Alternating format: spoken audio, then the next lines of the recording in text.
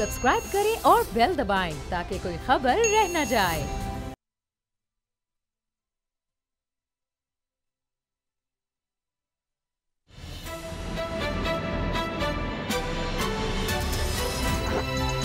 अब पता चला।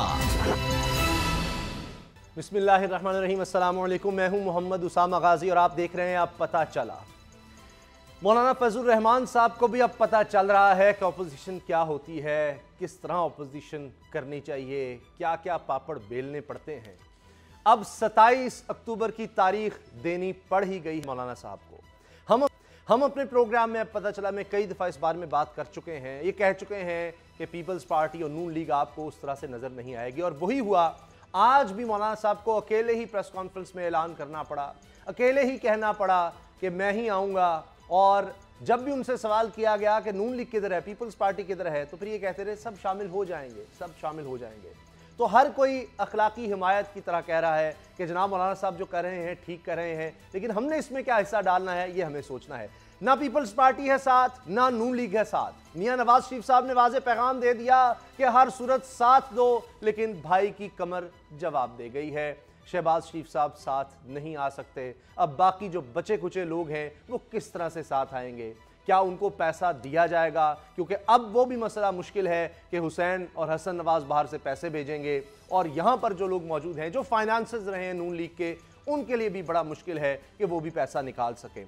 तो मौलाना साहब को अब 27 तारीख को अकेले ही आना है, लेकिन बड़ी कठिन ये है जिस पर वो चलना चाह रहे हैं। उसकी वजह यह है कि मौलाना साहब जब से सियासत में आए उन्होंने अपोजिशन देखी ही नहीं। वो वजारत उज़्मा के ख्वाब देखते रहे और उसी लिए उनको कोई ना कोई खिलौना मिल जाता था। ज़्यादातर तो कश्मीर कमेटी उनके पास रही, कभी उनको घर भी मिल जाता है। अब ना उनके पास घर है, ना गाड़ियाँ हैं, ना वो पैसे की रेल पेल है उस तरह से, ना आपके पास हुकूमत की कोई सीट है। तो मौलाना साहब कहते हैं किसी तरह मुझे कोई चांस तो मिले, कोई नंबर तो लगा दो। अब वोट उनको मिले नहीं, एक सीट भी वो जीत नहीं सके। अब उनके पास रास्ता एक ही बचा है, और ये है कि एहतजाज किया जाए और भरपूर किया जाए, जिस हद तक हो सके किया जाए, कि शायद इसी वजह से झोली में कोई वजारत आ गिरे, कोई कश्मीर कमेटी की चेयरमैनशिप मिल जाए, लेकिन उसका इम्कान भी बहुत कम नज़र आ रहा है। और हो सकता है मैं गलत हूँ, लेकिन मुझे लगता है कि मौलाना साहब जो पिछले काफ़ी अरसे से, जब से इलेक्शन हुए हैं, हर कोशिश में नाकाम हुए हैं, हर कोशिश में नाकाम हुए हैं, ये उनकी बहुत बड़ी नाकामी होगी। और उसके बाद अगले 4 साल तक मौलाना के पीछे अब कोई नहीं लगने वाला। ये उनकी ये आखिरी कोशिश है जिसमें अभी तक नून लीग और पीपल्स पार्टी उनके साथ नहीं आ रही। नवाज शरीफ साहब अलबत्ता कह चुके हैं, लेकिन अजीब बात है, वो पार्टी जो कहती थी कि हमारा ताहयात कायद जो कहेगा हम करने को तैयार हैं, वो तो वहां से जेल से पैगामात भेज रहा है कि निकलो इनके साथ, शायद मेरी रिहाई का कोई परवाना मिल जाए। लेकिन नून लीग अब भी सोच रही है। तो ये क्या हो गया है नून लीग को? आज इस सब पर बात करेंगे। हमारे साथ रोजाना की तरह असद खरल साहब मौजूद हैं, बाबर डोगर साहब हैं। असद खरल साहब, रिपोर्ट हमने दिखानी है कि मौलाना साहब ने क्या कहा है, क्या हुआ है। बिलावल उनको मनाने गए थे, लेकिन फिर बिलावल वहाँ नज़र नहीं आए जब मौलाना साहब खड़े थे और मीडिया से बात कर रहे थे।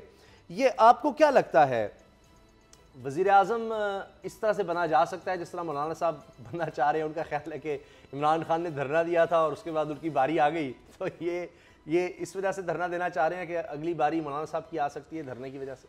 अगर धरने से आप वज़ीर आज़म बनते तो फिर मौलाना ताहिरुल कादरी साहब जो है वो उनका इमरान खान साहब से भी ज़्यादा मुनज़्ज़म और ऑर्गेनाइज धरना था। बल्कि इमरान खान साहब का धरने को अगर कामयाबी की बात करेंगे उस हवाले से, तो उसको मेरा ख्याल है अगर ताहिरुल कादरी साहब का धरना ना होता तो शायद इमरान खान साहब का धरना तो शाम को थोड़ी देर के लिए टोकन के तौर पर लोग जमा होते थे, लेकिन एक मुनज़्ज़म ऑर्गेनाइज जो लोगों का बड़ा धरना था उनसे ज़्यादा तादाद में था।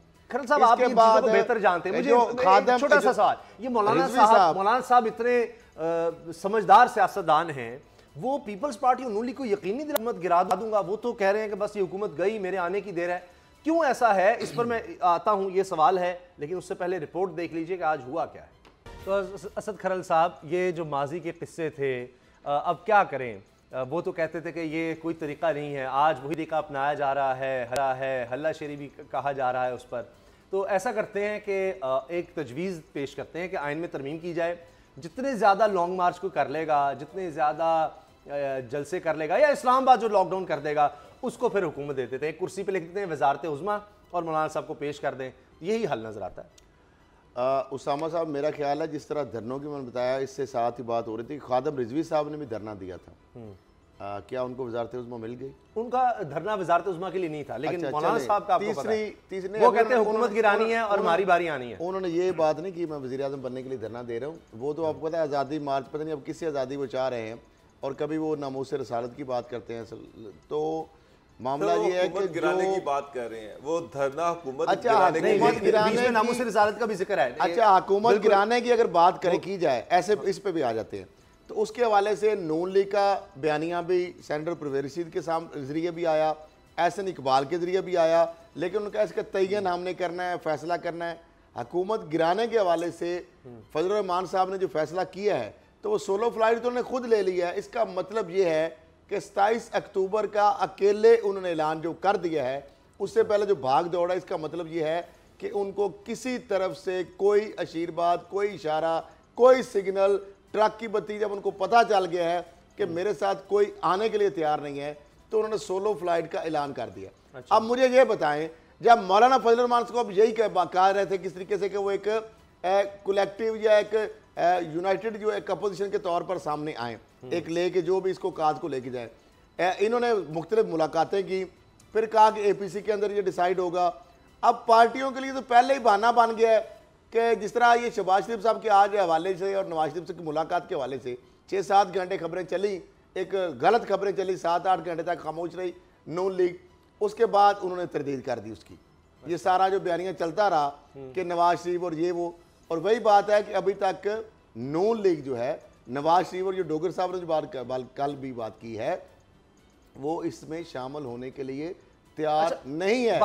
इसी तरह पीपल्स पार्टी जो है वो भी इस जो आज़ादी मार्च इसमें जाने के लिए तैयार नहीं है। सही है। इस्लामाबाद हाई कोर्ट का, सुप्रीम कोर्ट का मौलाना खादिम रिजवी साहब और उससे पहले धरनों के हवाले से एक बड़ा फैसला मुफस्सल आ चुका है कि आइंदा से इस तरह जो वफाकी दारुल-हुकूमत के ऊपर ये कोई मजाक नहीं है कि जिसका दिल चाहे वो वफाकी हुकूमत में चढ़ दौड़े। लेकिन तीसरी बात, जो वज़ीर आज़म धरने से बनता, तो इमरान खान साहब को, जिनकी KPK में हुकूमत थी, क्या उनको नून लीग की वफाकी और सुबह पंजाब में जो हुकूमत थी, क्या उन्होंने उनको धरना देने दिया? क्या उन्होंने उनको लॉकडाउन कर दिया? और उस वक्त मौलाना फजल रहमान साहब, अचकजई साहब, खुर्शीद शाह साहब, नवाज शरीफ के जो सारे ये जो इत्तेहादी थे, ये कहते थे कि पार्लियामेंट के अंदर बात करें, पार्लियामेंट के बाहर जो जिस तरीके से ये जुबान इस्तेमाल करते थे, आज ये किस बाबर साहब कल आपने उस पार्लियामेंट आपने बड़ी खबर दी थी, बाबर डोगर साहब आपने कल एक बड़ी खबर दी थी। आज की खबर अंदर की क्या है कि ये चक्कर क्या है? बयानात आज भी देते हैं कि मियां नवाज शरीफ साहब जो फैसला करेंगे वो सब ने उस पर अमल करना है, बस उनका फैसला आखिरी फैसला है। लेकिन वो तो फैसला सुना चुके हैं, तो फिर क्यों अभी भी कह रहे हैं जी 8 तारीख ये होगा वो होगा? अभी भी सोच विचार, ये क्या माजरा है? उसामा साहब, मुझे सबसे ज़्यादा तरह सारी सूरत हाल में मियां नवाज शरीफ पे आ रहा है। एक तरफ शहबाज शरीफ साहब हैं जो उन्हें बार बार कह रहे हैं कि हमें ये धरना नहीं देना चाहिए, और वो बार बार उनको यकीन दहानी करा रहे हैं कि उनको किसी की आशीर्वाद हासिल है और अच्छा वक्त आने वाला है और उनकी बारी लगने वाली है। और ये लास्ट मीटिंग में भी उन्होंने ये बात की थी, आज भी वो यही दोहराते रहे हैं। नहीं, शहबाज शरीफ की बारी तो नवाज शरीफ को क्या फायदा? सर एक मिनट लेकिन ये बात मौलाना साहब भी तो इस तरह का तकामा देते रहे ना। बात तो स्टोरी तो सुन लेते। जी जरूर सर। आप दूसरी तरफ मरियम नवाज जो है, मौलाना उनसे राब्ते में है, मौलाना उनसे उनके खामन जो हैं उनके ज़रिए उनके साथ राब्ते में है, जो कैप्टन सफदर हैं उनके ज़रिए। आज भी मौलाना ने आज एक डेलीगेशन भेजना था जिन्होंने आज नवाज शरीफ से मुलाकात करनी थी, होम डिपार्टमेंट ने इजाज़त नहीं दी। कैप्टन सफदर जो थे उन्होंने कल मरियम नवाज से कांटेक्ट किया, रब्ता किया, उसके बाद फजलुर रहमान से रब्ता किया। फजलुर रहमान साहब ने उनको एक ख़त दिया, ख़त आज उन्होंने नवाज शरीफ तक पहुंचा दिया है। उसमें ये रिक्वेस्ट की गई है, उनको बताया गया है कि जनाब उनको भी इशारे हैं। अच्छा। और आप हर सूरत में इस धरने में शिरकत करें। खत के साथ में मौलाना साहब कह रहे हैं मुझे इशारे हैं। अब मियां साहब की सिचुएशन देखो, मियां साहब जेल में बैठे हुए, एक खत भेजा जाता है तो उसके अंदर एक खत होता है कि इसके जरिए पैसे डाल के वापस भेज दे। एक वो भी खत होता है जो सीरियस चीज है ना। मियां साहब को छोटे भाई कह रहे कि उनको इशारे हैं और वो उनको गवर्नमेंट मिल सकती है। मौलाना साहब कह रहे हैं कि उनको इशारे हैं वो इस गवर्नमेंट को गिरा सकते हैं, और जो मौलाना के राब्ते हैं वो थ्रू हो रहे हैं मरियम के और कैप्टन सफदर। मरियम का पूरा प्रेशर है मियाँ साहब पर कि हमने हर सूरत में धरने में जाना है, और शहबाज शरीफ साहब जो है वो कह रहे हैं कि किसी भी तरीके से पतली गली से मैं निकल जाऊं, अगर ये डिसीजन होता है तो उनकी कमर दर्द जो ऑटो पे लगी होती है वो शुरू हो जाएगी और वो इससे अलहदा हो जाएंगे। और अगर उनकी बात मान ली जाती है तो फिर धरने में नहीं जाएंगे। और इसका फैसला फिर 8 सितंबर को इन्होंने दोबारा मीटिंग रख ली है CEC की, उसमें सारी सूरत हाल का दोबारा अक्टूबर सारी सूरत हाल का दोबारा जायजा लिया जाएगा। और सुनने में ये आ रहा है कि मरियम शायद प्रिवेल कर जाए मियाँ साहब पर। लेकिन एक अहम बात डॉक्टर साहब आपने बात एक अहम बात आपने नहीं की, कंसील जान के कर रहे हैं या मुझे नहीं समझ आ रही। मरियम साहिबा की जेल जाने के बाद नवाज शरीफ साहब से आज पहली दफा मुलाकात हुई है, उस बात को ही आपने गोल कर दिया। इतना जो बड़ी बात है डॉक्टर साहब, ये क्या चक्कर है? अच्छा, उसमें क्या चले जाहिर बात है उसमें मरियम साहिबा को जो एक्साइटमेंट थी, जो वो पैगाम रसानी हो रही थी, तो बिल मुशाफा उन्होंने भी कहा है कि तीसरा बयानिया उन्होंने जारी किया है, मुझे भी कुछ इशारे अब आप देखें, सबसे एक मिनट दे दे। मेरा सवाल तो वही है कि ये क्या वक्त आ गया है कि सारी पार्टी आज भी आप पूछ रहे हो, कहते हैं मियां साहब का जो फैसला है वही आखिरी फैसला, वही आखिरी फैसला है, लेकिन 8 अक्टूबर क्यों? लेकिन वो इंप्लीमेंट नहीं होता। अच्छा, उसमें आप एक और चीज देखें, कल से शहबाज शरीफ के खिलाफ PMLN के सोशल मीडिया ने शहबाज शरीफ के खिलाफ कैंपेन स्टार्ट कर दी है, और धड़ाधड़ उनके खिलाफ ट्वीट्स आ रहे हैं, सोशल मीडिया पर उनको गालियां दी जा रही हैं। आपको मरियम साहब की मुलाकात का मकसद सामने आ गया है, पता चल रहा है कि कौन सा ग्रुप जो है वो हावी हो रहा है, कौन सा ग्रुप जो है वो सामने आ रहा है और कौन सा ग्रुप पीछे जा रहा है। बल फाइनल डिसीजन जो है, अब दोबारा CEC की मीटिंग क्यों बुलाई गई? पहली मीटिंग उसमें क्लियर था कि दोनों धड़ों के चीज़ें सामने आई और इनडिसाइसिवनेस थी। अब 8 को फैसला होने जा रहा है, और उस वक्त कमान जो थी वो शहबाज शरीफ के हाथ में थी, अब जो कमान होगी वो मरियम के हाथ में होगी, through captain Safdar, through Parvez Rashid, Mushahidullah और दूसरे हमनवा। तो मुझे लग रहा है कि हो सकता है कि PMLN मौलाना के साथ चलने के लिए रजामंद हो जाए। लेकिन डिवाइडेड अगर इस तरह होता है तो PMLN को एक बहुत बड़ा धचका लगेगा, क्योंकि कुछ अहम जो लीडर्स हैं वो फिर इससे अलग हो। लेकिन एक डॉक्टर साहब मरियम साहिबा के जो खुल के सामने आ जाएगा, जो नवाज शरीफ का यानी कैंप है, उसने ये एडमिट कर लिया है, जो सोशल मीडिया की कैंपेन की बात कर रहे हैं, कि मुस्लिम लीग नून के अंदर एक मुनाफिक धड़ा जो है वो सामने आ गया। उसकी क़यादत कौन कर रहा है ये भी आपको सामने सोशल मीडिया पे एक धड़ा मरियम साहिबा की मुलाकात नवाज के हवाले से मुझसे इत्तेफाक करते हैं, इसी हवाले से अगले मौजू पर भी चलें सर, टाइम कम रह गया, आप इस बारे में बता दें। मुझे लगता है हंगामा कर सकते हैं मौलाना साहब, कोई तोड़फोड़ हो सकती है, इंतशार की कैफियत हो सकती है, लेकिन ये धरने तक बात पहले तो पहुंचेगी नहीं इस्लामाबाद, और अगर पहुंची भी तो नाकाम होगी। आपको क्या लगता है बाबर साहब? सर, मेरा नहीं ख्याल कि गवर्नमेंट किसी भी सूरत में मौलाना को धरना देने की इजाजत देगी। और उसके बाद ख्याल है उसको सख्ती से उससे निपटा जाएगा, उनको क्लैम डाउन, उनको KPK से आगे नहीं जाने दिया जाएगा, और इस्लामाबाद में भी धरने वाली सिचुएशन, बलूचिस्तान और सिंध से भी उनके मदारिस नहीं सर, कहीं से कोई बंदा इस्लामाबाद नहीं पहुंच पाएगा। चले, मेरा भी ये ख्याल है कि अगर उनके साथ पार्टियां नून लीग पीपल्स पार्टी ना मिली तो फिर तो उनको नहीं आने दिया जाएगा। हाँ, अगर पॉलिटिकल पार्टीज उनके साथ आ गई फिर उनको आने दिया जाएगा। और अगर वो खाली प्लान बी और जो सी है ना, जी वो है कि वहीं बैठ जाए, वहीं पर मौलाना खतरनाक खेल खेलने जा रहे हैं, और वो जो उनके स्टूडेंट्स हैं इस्लामाबाद के अंदर बड़ी अच्छी खासी तादाद है, और वो कोशिश करेंगे कि वो उनकी जानों से खेलें, जो कि बड़ा खतरनाक। खबरें आ रही हैं कि उनसे हलफ लिए गए हैं, कस्में ली गई हैं, और शायद इस तरह के मामला किए गए। लेकिन उसामा साहब हमारे इदारे मासूम बच्चों को किसी इस तरह के मामले में सर वो उसके लिए खामोश तमाशाई नहीं बनेंगे। बातें ले रहे हैं बच्चों से, उनको क्या पता मदरसे के बच्चे बसों में बिठाना है और कहना है कि भाई जाओ ये जहाद वापस नहीं आना इसके बगैर। और ये जो मौलाना मजहबी कार्ड खेल रहे हैं ना, ये बड़ा खतरनाक है इनके लिए भी। मदरसों के बच्चों को उकसाया जा रहा है, उनको तैयार किया जा रहा है ज़हनी तौर पर कि आपने लड़ मर कर आना है, तो इसका जो कि नुकसान तो- खतरनाक खेल है और खौफनाक खेल है। फिर इसका नुकसान तो पीपल्स पार्टी और नून लीग को भी होगा।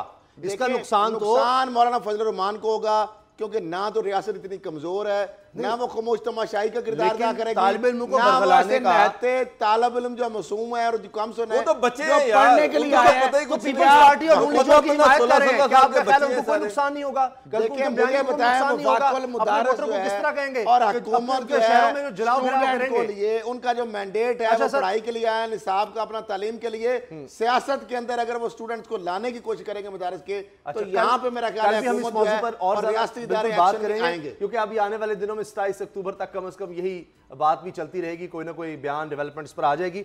एक बड़ा अहम बयान आया, मुझे लगता है कि असद खरल साहब इस पर बड़े खुश होंगे और वो तो चाहेंगे कि ये होना चाहिए जी। 3 हफ्ते मांग लिए हैं चेयरमैन नैब ने कि जनाब सऊदी अरब में 4 हफ्तों में जो कुछ हुआ मैं 3 हफ्तों में कर दिखाऊंगा, लेकिन साथ वो कहते हैं हम किसी को तंग भी नहीं कर रहे।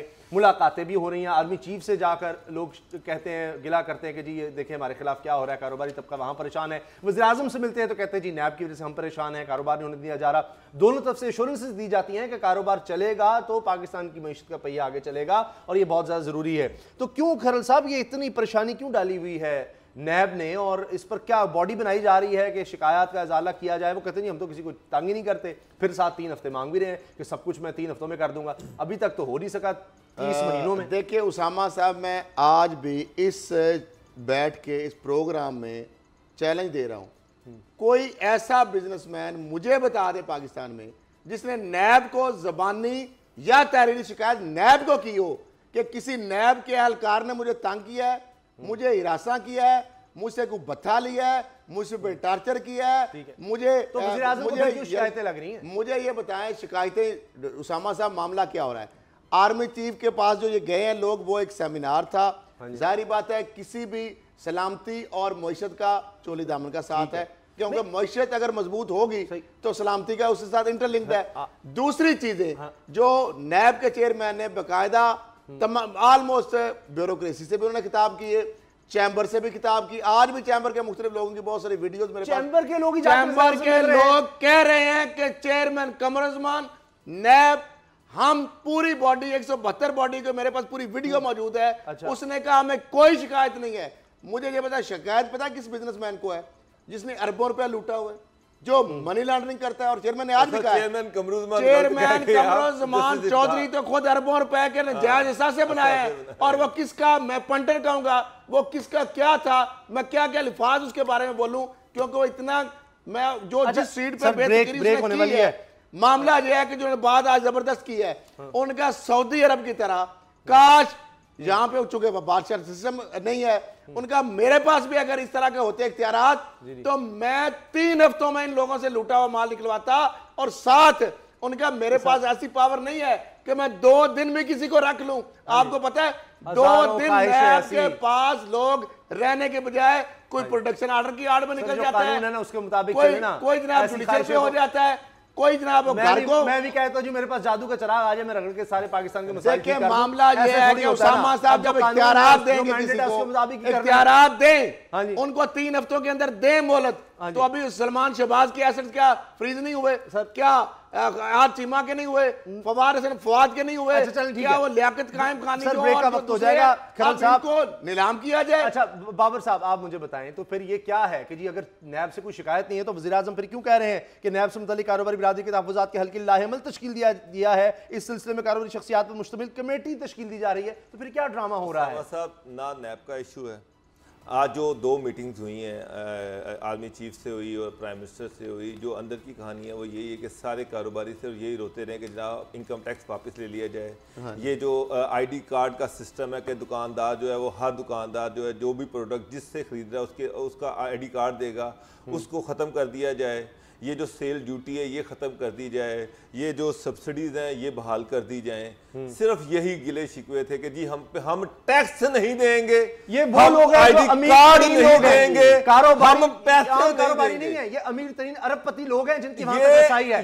गरीब आदमी बेचारा तो पेट्रोल पर टैक्स देता है, बिजली पर, पानी पर, गैस पर, और ये लोग टैक्स नहीं देते इसलिए उसको टैक्स देना पड़ता है। एक माफिया, उनमें एक ट्रेडर वहां पर एक बहुत बड़े बिजनेसमैन पाकिस्तान के बैठे हुए थे जो ये कह रहे थे कि जी टैक्स की ड्यूटियां ये वो, उन्होंने वो एक बैंक के मालिक हैं यकीन माने कि गवर्नमेंट के पास कोई रिकॉर्ड नहीं है कि इन्होंने ये बैंक कितने पैसों का लिया, किसने बेचा, कैसे बेचा, तमाम रिकॉर्ड उन्होंने जाया करवा दिया हुआ है। मगर वो अभी हाल ही में और ये लोग आज भी अरबों रुपया कमा रहे हैं और एक कार्टेल बना हुआ है। इस कार्टेल जो है ये ब्लैकमेल कर रहा है गवर्नमेंट को, ये ब्लैकमेल कर रहा है 22 करोड़ अवाम को, और लेकिन गवर्नमेंट ने फ्लेक्सिबिलिटी शो करने से इनकार कर दी है।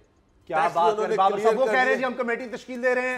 कमेटियों को कौन पूछेगा सर? क्रिमिनल प्रोसीडिंग के आगे कमेटी क्या कर सकती है? साहब, आर्मी चीफ साहब गवर्नमेंट कोई टैक्स टैक्स पे कोई गवर्नमेंट रिलैक्सेशन देने को तैयार है ना, आईडी कार्ड पे रिलैक्सेशन, और ना मनी लॉन्ड्रिंग के केस बिजनेसमैन भी हो इसमें तो गवर्नमेंट चेयरमैन ने नैब ने बिल्कुल कहा है स्टैंड लिया कि हुआ है अगर कि मनी ना, लॉन्ड्रिंग इसमें के हमने केस पीछे नहीं आएंगे तो वो हम भी उसको ऊपर प्रोसीड करेंगे। ये जो लोग सुप्रीम जाके मिल कोर्ट रहे ने हैं भी ना, हमें केस रेफर किए हैं मनी लॉन्ड्रिंग के यार, ऊपर। जो बंदा 1 लाख रुपए कमा रहा है वो टैक्स दे रहा है, जो 1 अरब रुपया कमा रहा है वो कहता है मैं टैक्स नहीं दूंगा। महीना 1 अरब रुपया कमा रहे हैं, उल्टा रिफंड अरबों बनता हूं, टैक्स भी नहीं दे रहे हैं, बैंक रिफंड भी भी ले रहे हैं, सारा कुछ निकाल, सब खर्चे निकाल के 1-1 अरब रुपया महाना कमा रहे हैं, 1-1 अरब रुपया महाना, इससे भी कहीं ज्यादा।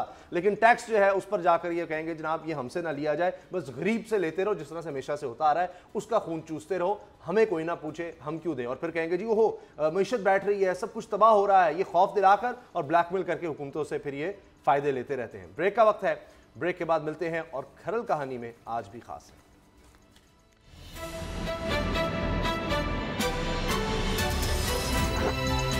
अब पता चला।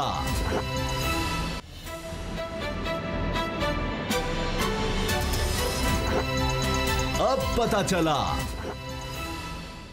एक बहुत अहम मुलाकात ये कहा जा सकता है, जहां अमेरिका नाकाम हुआ वहां पाकिस्तान कामयाब होता नजर आ रहा है, अमन मुज़ाकरात को आगे बढ़ाया जा रहा है और अफ़गान तालिबान की मुलाकात हुई है। अगर मैं गलत नहीं हूँ, ये पहली दफ़ा है कि अफ़गान तालिबान ने बातचीत की हो, मुलाकात की हो, मुज़ाकरात के लिए पाकिस्तान के वज़ीर-ए-आज़म और आर्मी चीफ से बराह रास्त गुफ्तगू हुई है। उससे पहले वज़ीर ख़ारजा से भी मुलाकात हुई है।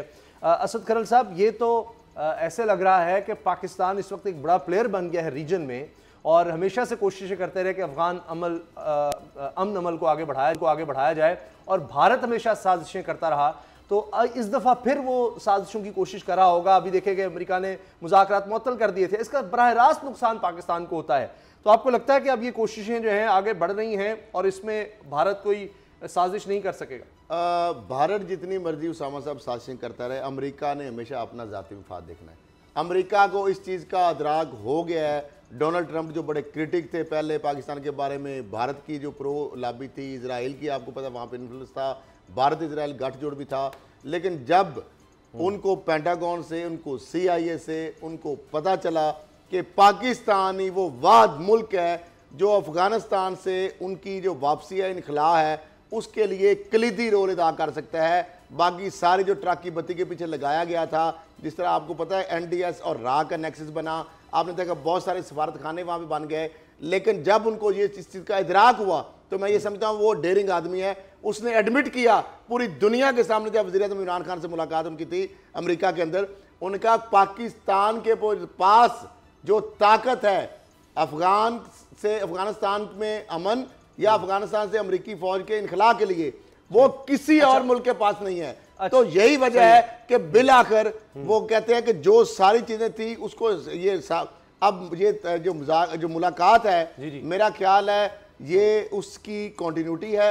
और जिस तरह मुख्तलिफ राउंड्स हुए, अब मेरा ख्याल है ये अमेरिका, अफगानिस्तान और पाकिस्तान जो है, ये सह अफ्रीकी मेरा ख्याल है जो मेन अब लीड रोल है कि दो कंट्रीज अफगानिस्तान अमेरिका, और बीच में जो सालस है पाकिस्तान एक मीडिएशन का मामला आगे तेजी से बढ़े, क्योंकि रिक्वेस्ट की थी अमेरिका ने, वो मेरा ख्याल है उसमें एक अहम पेशरफ्त है। ये बात जब प्राइम मिनिस्टर अमेरिका के दौरे पर गए थे तो उन्होंने प्रेसिडेंट ट्रंप से भी मुलाकात की, दिल में खलीलजाद जो हैं जो मशीर हैं उनसे भी उनकी मुलाकात हुई थी। उसमें एक चीज़ जो क्लियर थी, जो पाकिस्तान का नैरेटिव था, जो इमरान खान का नैरेटिव था, वो यही था कि अफगानिस्तान पुरअमन अफगानिस्तान जो है वो गारंटी है पुरअमन पाकिस्तान की।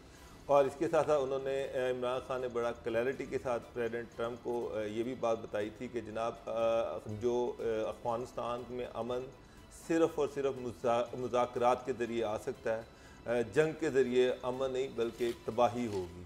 तो उसमें उन्होंने ये भी कहा था कि पाकिस्तान उसके लिए रोल प्ले करने को तैयार है। ये जो अफगान अमल प्रोसेस में जो मुज़ाकरात चल रहे थे उनमें जो तातुल आया था, अगर पाकिस्तान को मौका दिया जाए तो पाकिस्तान इसको ख़त्म करके दोबारा मुज़ाकरात जो हैं उनको शुरू करवा सकता है। तो उसके बाद इमरान खान की दावत पर तालिबान का डेलीगेशन यहाँ पर आया। आज आर्मी चीफ भी उनसे मिले हैं, इमरान खान भी मिले हैं, दिल में खलीलजाद भी यहाँ पर हैं, वो भी मुलाकातें कर रहे हैं।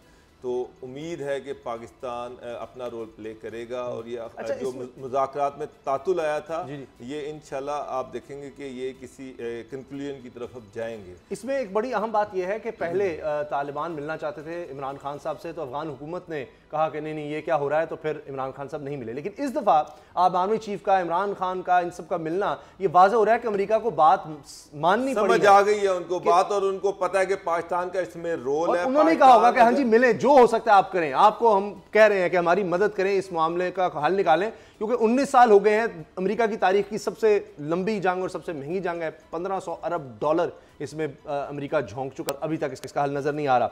अब डॉलर्स की बात आ जाए तो फिर पाकिस्तान में तो जितनी बड़ी सरकारी शख्सियात रही हैं, बल्कि बहुत सी ऐसी जो हैं, तो डॉलर का सुनते ही पता नहीं उनके मुंह में पानी आ जाता होगा। लेकिन फिर असद खरल साहब की बारी आ जाती है और वो फिर सारे भांडे फोड़ देते हैं कि किसने कितने कहाँ का कमाएगी। जी आज क्या है खरल कहानी में? उसामा साहब, आज मेरा ख्याल है ये हमारे प्रोग्राम में ही बाद एक प्रोग्राम था जिसमें पुलिस रिफॉर्म्स के हवाले से एक सेर हासिल हमने बहस की, और बिल आखिर उस बहस का नतीजा ये निकला कि नेशनल जो लॉ जस्टिस ऑफ पाकिस्तान है, जो लॉ जस्टिस ऑफ पाकिस्तान, उसके सेक्रेटरी ने ख़त लिखा है वफाकी सेक्रेटरी दाखिला को, हुकूमत पाकिस्तान को, और बाकी दीगर जितने भी स्टेक होल्डर्स हैं उनको भी उसकी कॉपीज़ भेजी हैं। और ये चीफ़ जस्टिस ऑफ पाकिस्तान जो चेयर पर्सन भी होते हैं law justice and commission of Pakistan के, उनकी हदायत पे लिखा गया है। और इसमें regarding implementation of report of police reforms committee constituted by the honourable chief justice of Pakistan as chairman of the law and justice commission of Pakistan, ये आज की डेट का लेटर है जो लिखा गया है। इस लेटर के अंदर जो चीदा नुकात में अगर पढ़ दूँ तो वो ये है कि पुलिस इस्लाहत में एक तो मामला जो है, एक ब्यूरोक्रेसी ने खुफिया प्लान बनाया था पुलिस से हट के इमरान खान साहब से, फिर पुलिस से भी उन्होंने कहा कि आप प्लान दे दें। एक उन्होंने जो ऑलरेडी 308 सफ़ात पर मुश्तमिल पुलिस रिफॉर्म्स के लिए कमेटी जो है, जिसमें आईजी सारे सूबों के, गिलगित बल्तिस्तान, आज़ाद कश्मीर, इस्लामाबाद से इनपुट लिया गया और वो सारा बनाया गया। उसमें सेक्रेटरी लॉ जस्टिस कमीशन ने जो वजारत दाखिला को ख़त लिखा है, सेक्रेटरी लॉ जस्टिस कमीशन ने ख़त ने चीफ जस्टिस ऑफ पाकिस्तान की हदायत पर जो लिखा है, उसमें उन्होंने पुलिस रिफॉर्म कमेटी की उन्होंने बताया कि 15 मई 2018 को कायम की गई। ख़त का जो मतन कह रहा है, पुलिस रिफॉर्म्स कमेटी ने इस्लाहात और कानून साजी से मुतल्लिक़ 2 रिपोर्ट्स भिजवाई हैं। पुलिस रिफॉर्म्स कमेटी की अमल दरामद रिपोर्ट इंतजामिया की तवज्जो चाहती है। इंतजामिया और कानून साज पुलिस रिफॉर्म कमेटी की रिपोर्ट्स मंजूरी के लिए पेश करें। सूबाई हुकूमतें पुलिस रिफॉर्म से मुतल्लिक़ कवानीन में सुप्रीम कोर्ट के फैसलों के मुताबिक बेहतरी लाएँ। ख़त में कहा गया कि पुलिस की इंतजामी खुद मुख्तारी और फ़ालियत अदलिया की आज़ादी के लिए अहमियत की हामिल है। पुलिस रिफॉर्म कमेटी रिपोर्ट्स ज़रूरी कार्रवाई के मुतल्लिका काम को भिजवाई जाए। ख़त की कापी वफाक, आईजी इस्लामाबाद समेत 4 सूबों, आज़ाद कश्मीर और आईजी पुलिस गिलगित बल्तिस्तान को भिजवा दी गई हैं। आईने पाकिस्तान की इसमें बड़ा अहम पॉइंट है, फंडामेंटल राइट की अब बात आ रही। आईने पाकिस्तान का जो आर्टिकल 10 है, जो फेयर ट्रायल का हर पाकिस्तानी शहरी को, जिसके मतलब किसी भी शहरी के हकूक और जिम्मेदारी को तयन, इसके खिलाफ किसी भी इल्ज़ाम जुर्म में इसे मुनसफाना समात और जायज़ अमल का हक हासिल होगा। यानी इन्वेस्टिगेशन का जो प्रोसेस है उसके बाद ट्रायल आएगा ना, सेकंड फेज है। फेयर ट्रायल का इनकार आज़ादाना गैर जानबदाराना तफ्शीश के बगैर मुमकिन नहीं हो सकता। अदालत उस्मा मुतअद्दिद फैसलों के जरिए ये करार दे चुकी है कि पुलिस के इदारे में बैरूनी मुदाखलत या एग्जेक्टिव दबाव पर अदालत मुदाखलत कर सकती है, क्योंकि फंडामेंटल जो राइट है हर पाकिस्तानी शहरी का 10A के तहत फेयर ट्रायल उस वक्त मुमकिन हो सकता है उसका इनकार जब आपकी इन्वेस्टिगेशन के अंदर पुलिस या कोई इदारा खुद मुख्तार हो, गैर जानबदार हो, इंडिपेंडेंट हो, अनबाइस्ड हो और उसके अंदर एग्जेक्टिव का इन्फ्लुएंस ना हो। फिर उसके बाद चीफ जस्टिस ये समझते हैं, ये खात का मतन है बकायदा, कि पुलिस की ऑपरेशनल और इंतजामी खुद मुख्तारी अदलिया की आज़ादी की तरह ही ज़रूरी है और मुतल्लिका हुकूमती और तरह के किसी भी इकदाम को सुप्रीम कोर्ट के फैसलों पर सख्ती से अमल पैरा होना चाहिए। कानून और इंसाफ कमीशन को पेश की जाने वाली ये 2 जिल्दों की पुलिस इस्लाहत कमेटी की रिपोर्ट आगे बढ़ने का ही वह रास्ता है। अच्छा। अब ये एक पूरा ड्राफ्ट दे दिया क्रिमिनल जस्टिस सिस्टम के ऊपर। जस्टिस आसफ सईद खान खोसा साहब जो चीफ जस्टिस ऑफ पाकिस्तान है,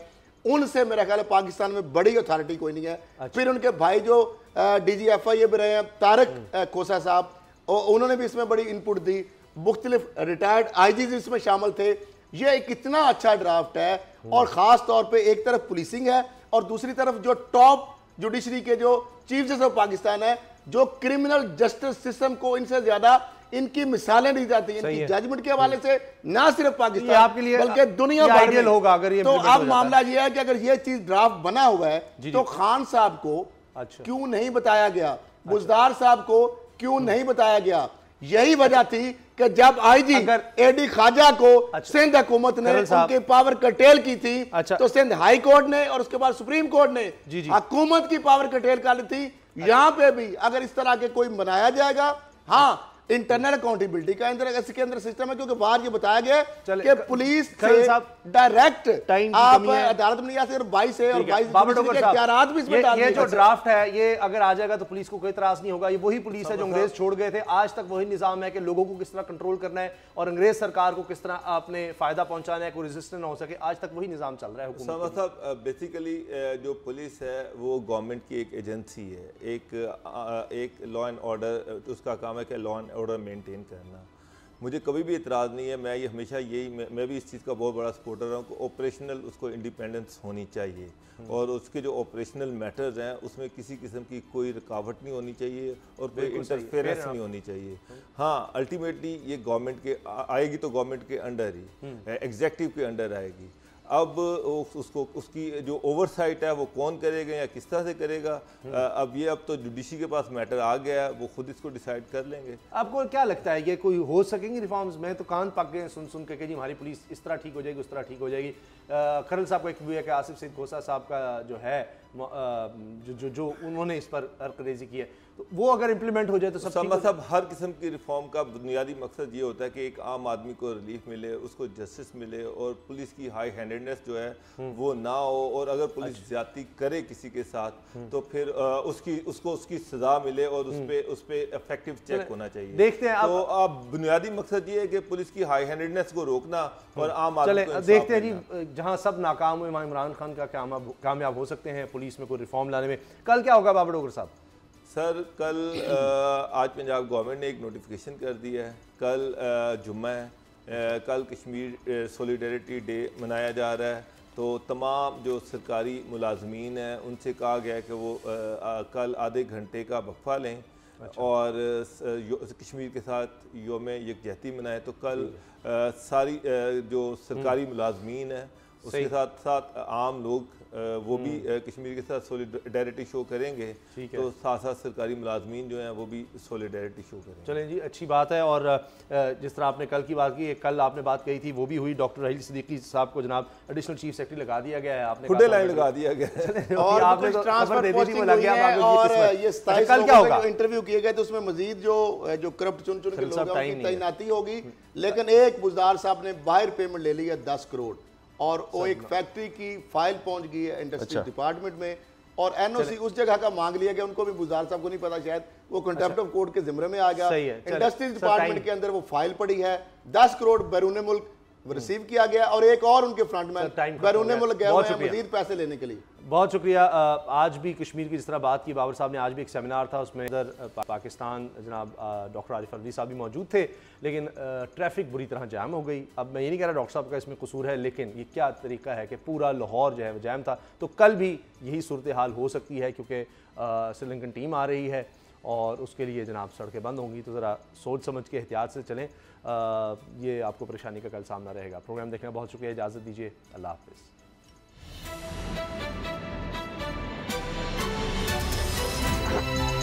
अब पता चला। सब्सक्राइब करें और बेल दबाएं ताकि कोई खबर रह न जाए।